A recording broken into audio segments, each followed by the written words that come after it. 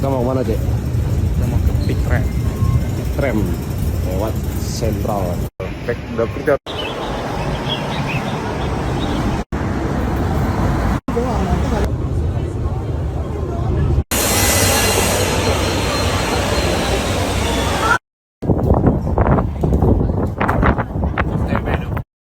Tinggi sekali bro. Tinggi sekali, bro.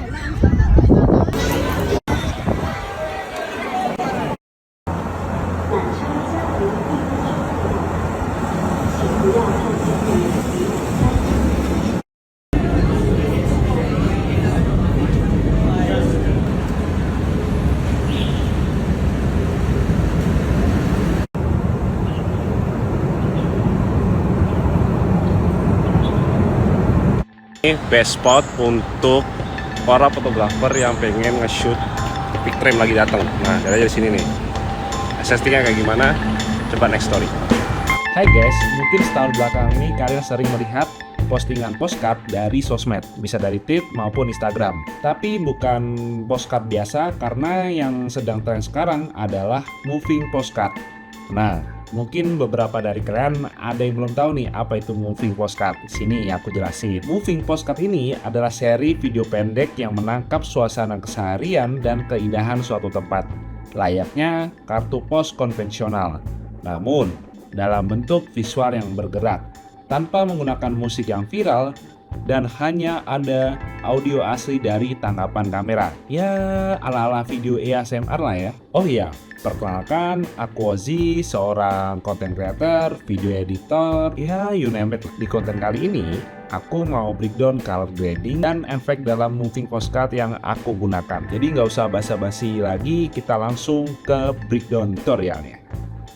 Di sini aku menggunakan iPhone 13 Pro untuk shotnya waktu aku lagi traveling ke Hong Kong ya. Dan settingan kamera ini aku menggunakan 1080p dan 30 fps. Di sini aku bikin sequence 1080 kali 1350 karena aku bikin postcardnya dengan rasio 4:3 ya. Di sini aku menggunakan plugin untuk color grading di Enhancer Pro ya. Plugin ini tuh sering aku pakai untuk color grading ya. Kalian nggak perlu menjadi color grading artis ya, karena dengan menggunakan plugin ini kalian bisa secara instan untuk color grading yang mirip seperti film-film komersil atau bioskop. Ya bisa sinematik juga sih. Nah ini untuk di bagian source, teman-teman jika teman-teman pakai slop bisa langsung aja pakai bagian sini. Kalian klik aja sini, terus choose kamera select, tinggal pilih teman-teman shoot footage-nya pakai apa ya. Nah, di sini ada pakai Filmic, pakai Apple Lab, jadi tinggal disesuaikan aja. Tapi karena aku nggak pakai, ya udah, aku nggak pakai ProRes, Apple Lab, jadi aku langsung pakai yang standar aja gitu teman-teman ya. Temperatur ya, seperti namanya ini untuk mengatur temperatur atau white balance-nya. Oke, input tutup ya tutup. From developer aku nggak pakai, fill compression aku nanti pakai ya. Jadi kalau misalnya ada beberapa spot overexposure, bisa teman-teman lihat di sini. Nah, di sini ada overexposure ya. Nah, di sini overexposure, nah, bisa di enable aja. Nanti bisa di setting, diatur. Nah, kayak gini nih. Nah, biasanya aku pakai setting 80. Oke.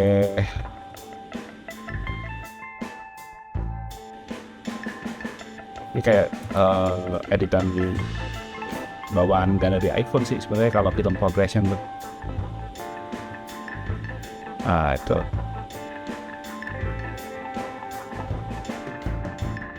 Tapi jangan terlalu over ya teman-teman.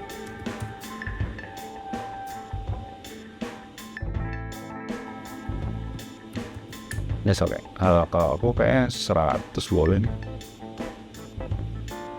Ini berapa ya standar berapa? Sini aku pakai 80 aja. Oke. Kalau terlalu gelap nanti teman-teman ini dikurangin aja ya buat poinnya. Nah ini. Setiap pakai 120. Jadi teman-teman coba-coba aja. Expand. Guys. Di titik gelapnya yang bagian warna hitam ya, misalnya aku pakai 5.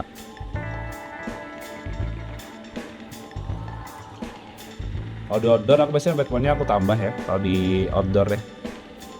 Nah di sini nih profile filmnya aku selalu pakai Kodak 2383 ya, clean film. Ini bisa kalau misalnya over saturation bisa dikurangi di bagian saturation ya di sini ya. Nah ini kayaknya 95 cukup ya. Aduh.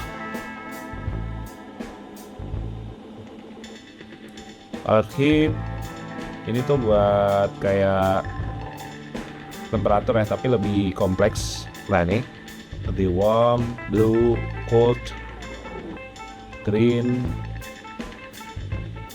Tapi aku biasanya nggak pakai ya. Tapi tergantung teman-teman.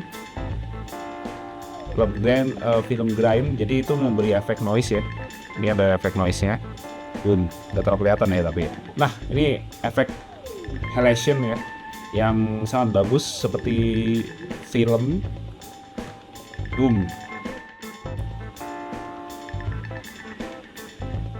Bisa disetting aja kalau LS-nya nggak terlalu kelihatan.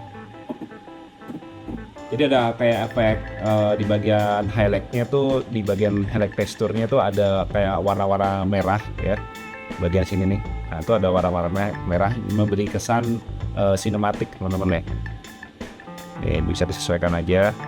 Kalau misalnya nggak terlalu kelihatan tuh biasanya di film compression tuh kalian settingnya terlalu over ya, over dalam terlalu gelap lah. Nah biasanya kalau terang tuh dia malah nongol teman-teman.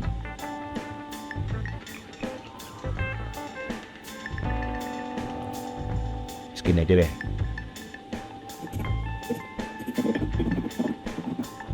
Terus biar lebih berkesan sinematik lagi, aku pakai bloom. Nah ini bloom yang memberi efek dreamy gitu. Ada kesan dreamingnya, bisa lihat ya, samping-sampingnya ada dreamy gitu. Terus film damage, oke coba kita lihat before after.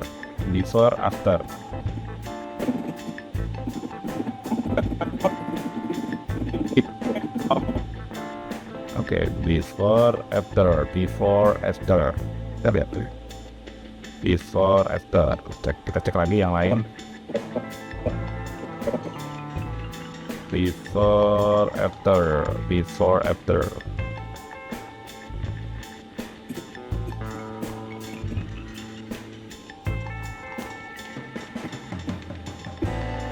Ya mungkin highlightnya kita tambah lagi biar lebih sinematik. Tapi teman-teman kalau mau just manual, caranya itu misalnya highlight nih, di sini aku highlight bisa pilih custom ya. Misalnya dianya kurang nih warna apa ya, efeknya kurang kelihatan gitu, jadi setting aja teman-teman. Nah tuh mulai agak merah.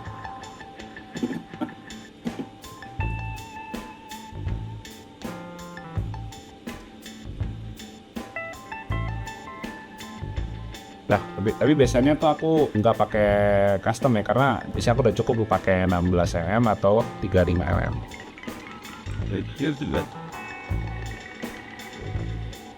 Kalau nggak kelihatan pakai 16 aja ya.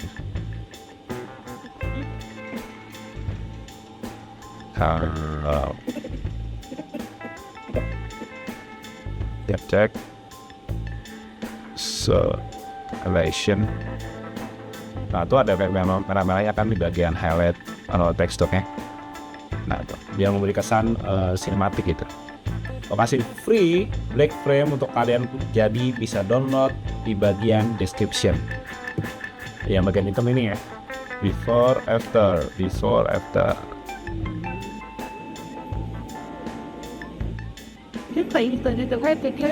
hotel, warga langsung depannya Mac. Jadi nggak diragukan lagi ya. Ya karena kalau grading dengan plugin itu sangat mudah gitu teman-teman ya. Apalagi bisa instan, efeknya banyak, satset, ada banyak template preset yang bisa kalian gunakan juga. Ada beberapa film simulation yang benar-benar mirip film ya, tanda kutip film sinema atau film-film ala-ala komersil gitu. Jadi sangat rekomen sih untuk plugin ini tuh. Nah, sekarang aku mau berbagi cara installnya atau cara mendapatkan plugin itu gimana. Teman-teman bisa langsung ke thehancer.com ya. Di website thehancer.com ini, lalu bagian pricing, pilih sesuai dengan yang teman-teman inginkan, pilih individual ataupun foto video, sesuaikan aja teman-teman ya. Nah, aku punya hadiah spesial bagi penonton yang menonton breakdown konten ini, kode promo yang bisa kalian gunakan ketika check out plugin ini ya.